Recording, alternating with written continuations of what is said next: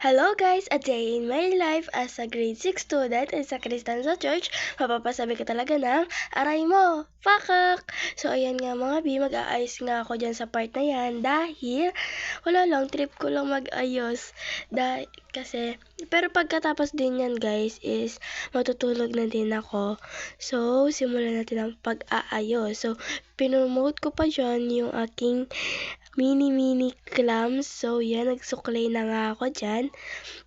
So halata nyo naman ang lamig. So naka-jacket pa ako, suklay-suklay lang. Yan, suklay-suklay para malinis akong tingnan.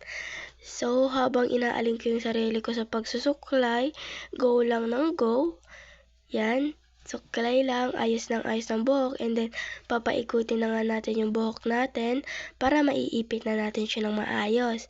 So, iipit ko na siya. Yan na, nakaipit na nga.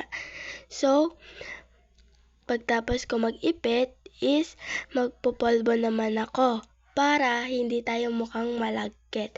So, ayan nga guys, is kinuha ko na yung polvo dyan, and then inayos ko lang ng konti yung bangs. So, yan, inayos ko lang dyan konti yung camera. So, nag-uulat na ako ng polvo sa kamay ko, and then yan na, magpupunas-punas na ng polvo sa muka. And then kakalatin ko na siya, and then punas sa leeg. Yan, para hindi talaga malagkit. So, for the glue, so, next ko na dyan yung face ko para hindi din siya maging malagkit. So, continue lang tayo sa pagpunas ng ating face. So, ayan nga dyan guys, ang ingay ng kapatid ko talaga. So, gusto niya din sana maging vlogger, so wag na lang daw.